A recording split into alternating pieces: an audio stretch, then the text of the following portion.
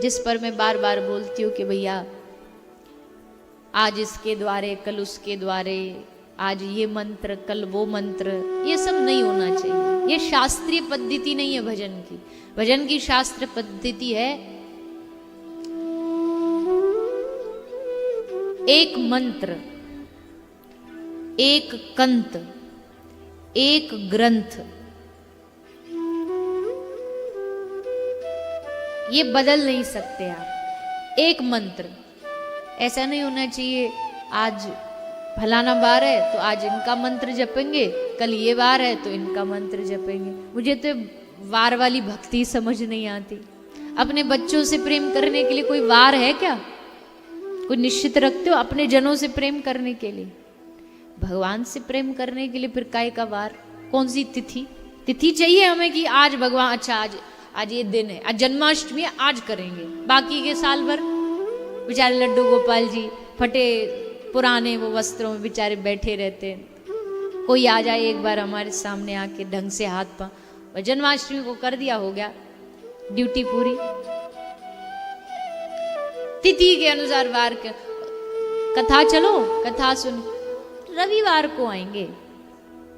अच्छा चलो, भगवान ने ऐसा बोल दिया, आप पुकार रहे हो भगवान को, ये प्रभु हमारी रक्षा करो। भगवान भी आपकी ये आदत देख के भगवान के हम भी रविवार को आएंगे बचाने, फिर क्या करोगे? भगवान कभी बोलते हैं वार देखते हैं? तो हम क्यों देखें? भोलेनाथ जी को भजने वाला कोई सोमवार कोई थोड़ी भजेगा। सोमवार को पहुंच गए, लंबी लाइन लगा के भोलेनाथ जी को दूध चढ़ाएंगे, और मंगलवार को भोलेनाथ जी बैठे, कोई एक तो आ जाए लोटा जल डालने वाला। ये भक्ति नहीं, ये फॉर्मेलिटी। प्रेम होगा तो हर रोज होगा, हर दिन होगा, उसके लिए कोई दिन निश्चित नहीं।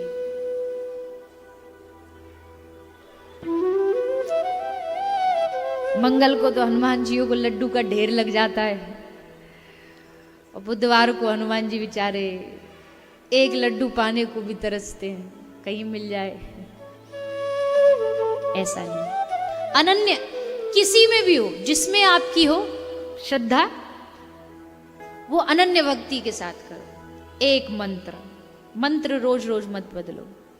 एक माला, एक ही मंत्र, एक ही गुरु। 10, 20, 50 गुरु बनाने की जरूरत नहीं। पार होना है तो एक ही लगा देगा, एक ही गुरु से पार लगा जाता है। गुरु का मतलब विश्वास, और जब एक पर विश्वास आपका जाग गया, पार हो जाओगे।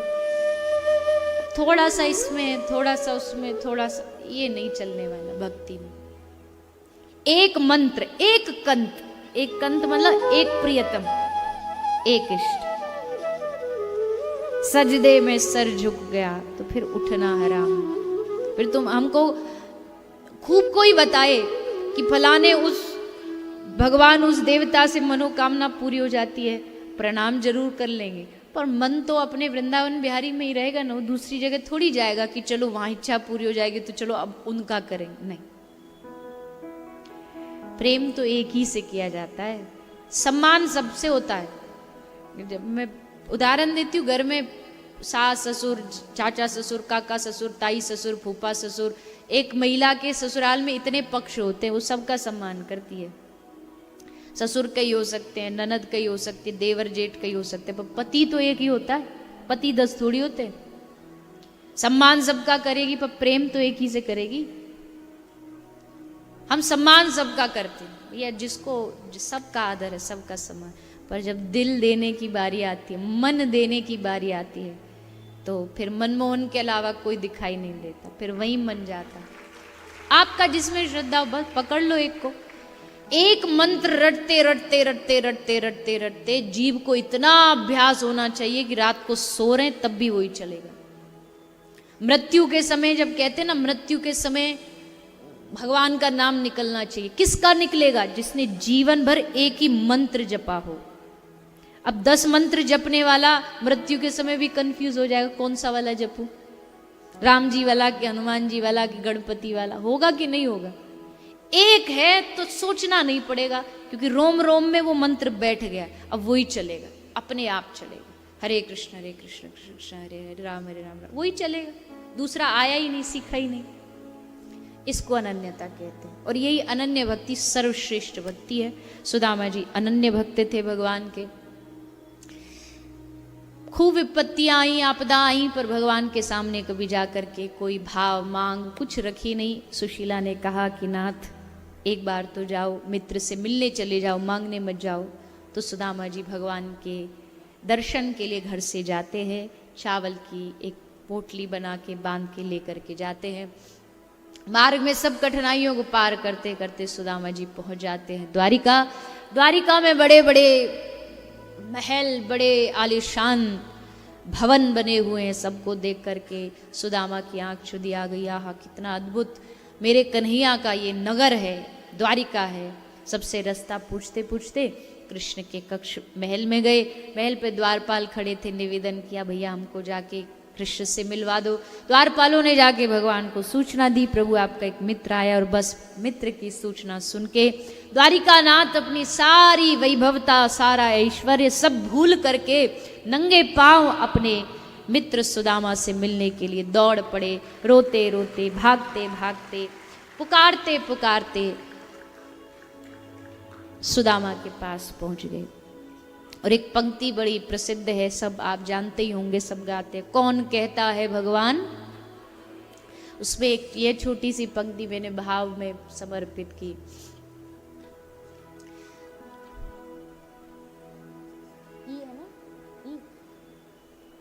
कौन कहता है भगवान रोते नहीं, कौन कहता है भगवान रोते। भगवान को मुस्कुराते तो बहुत देखा होगा, भगवान की मुस्कुराहट की बातें तो बहुत सुनी होगी, उनके भाव की बातें तो सुनी होंगी, पर वो हंसता है तो रोता भी।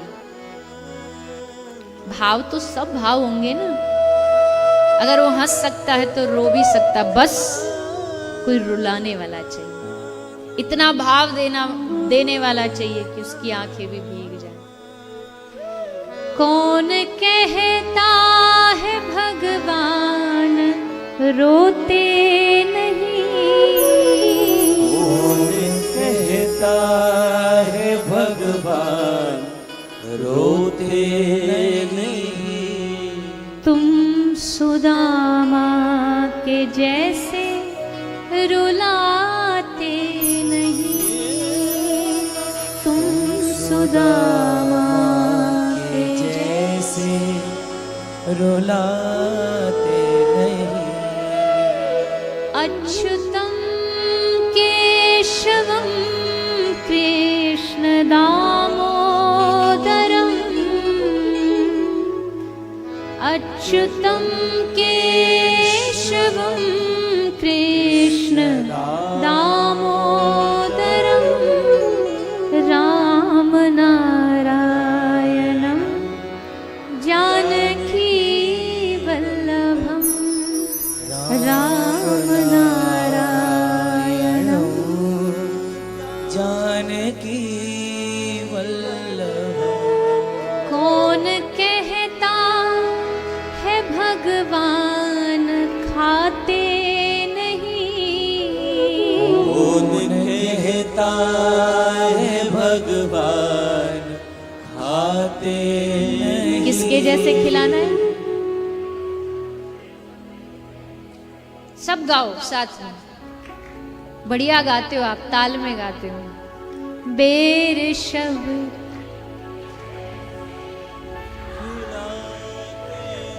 अच्युतम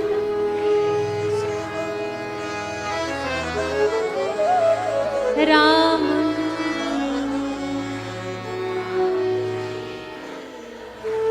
कौन कहता है भगवान सोते नहीं, कौन कहता है भगवान मायश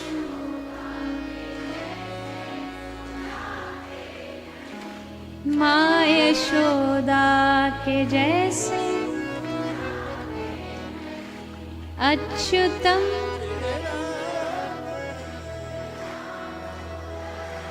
राम नारायणं जानकी वल्लभ राम नारायणं जानकी वल्लभम। ठाकुर जी सोते भी हैं, जगते भी हैं, खाते भी हैं, नाचते भी हैं, रोते भी हैं, हंसते भी हैं, गाते भी हैं, सब कुछ करते हैं, पर को करवाने वाला चाहिए। जो करवाएगा, जो भाव व्यक्त करेगा ठाकुर जी उसके साथ वैसे वैसे भाव के साथ, तो रोते भी हैं। सुदामा ने रुलाया अपने भाव से। दोनों मित्रों का मिलन हुआ। क्या लाए भैया? चावल लाए, वो दिया, सब कुछ दे दिया सुदामा, बिन मांगे दे दिया। मांगता सुदामा तो कितना मांग लेता, 2-4 एकड़ भूमि, 10 एकड़, एक राज, एक गांव, पर सुदामा को तो वो मिला।